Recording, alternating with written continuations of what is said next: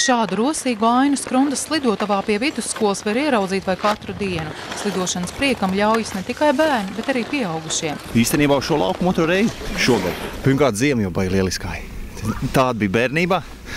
Un slidāt sanāk baigi reti. Katru ziemu kāds 3-4 reizes uzkāp, ne vairāk. Nav vienkārši ledus. Uzsalst atkūst. Un tagad ideāli vienkārši. Un tepat pie mājām. Es šito pirmo reizi. Man ir savs personīgais laukums, kur es tā atļaušos tā slepeni trenēties. Kopš bērnības kaut kā es slidots esmu. Kad ir ledus, tad vienmēr slido. Slidotavā netrūkst ne slidotāji, ne skatītāji. Neviens vien pārdomā, ka šī ir reize, kad nopirkt slides. Varbūt, ja vēl ziema turēsies. Kolosāli tiešām. Es izlasīju Kurzemniekā, bija izbrīnīta un šodien atbraucu apskatīties. Es esmu slidojusi, bet man sanāca tāda neliela trauma. Un tagad tikai paskatos, tagad pat vairs neslidoju. Tā forši, ka bērniem ir kur atnākt un ir ko darīt. Jā, un kad nav tikai jāsēž mājās pie datora, bet var atnākt paslidot.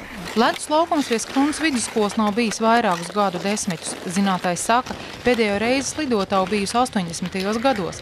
Lai tenisa laukums pārtu par slidotavu, ieguldīta neviena diena un brīvprātīgs darbs. Visi nāca pretīm ļoti. Te jau pateicība ir gan ugunsdzēsējiem, gan Aivaram un Ainaram un viss, kas te to lietu atbalstīja. Katrā ziņā skola un tādā veidā te viss notika uz entuziasmu. Un tad te tie tīrītāji un viss te notiek pa pirmo zartu. Par slidotavu uzzina arvien vairāk ļaužu, tāpēc laukums esot noslogots visu dienu.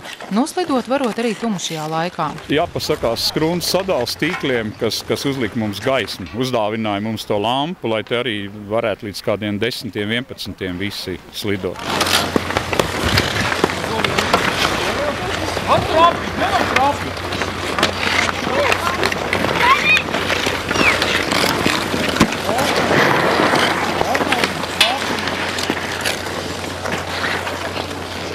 Tā kā ziemas prieku baudītāja vēlmes atšķiroties, tad sākumā mēģināts nodalīt laiku slidotājiem un hokeju spēlēt gribētājiem.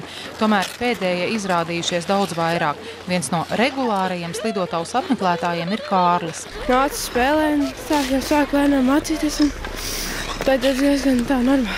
Ir daudz, kas ir tā uz dīķiem, bet te ir labāk, lielāks laukums un vairāk cilvēki te nāk un spēlē. Hokeja komandā var iekļūt jebkurš, jo komandas tiek izveidotas uz vietas. Trešais! No kurienes tā? 16. Cik? 16. Uz puses tas ir 8. Pasīsimies, kur vājāk būs, tam piedos 6. klāt. Pirmais, otrais, trešais. Otrais. Nē, viens no jums ir pirmais. Tu pirmais. Tas tikai Marijāna pirmā. Nu tad es esmu pirmais.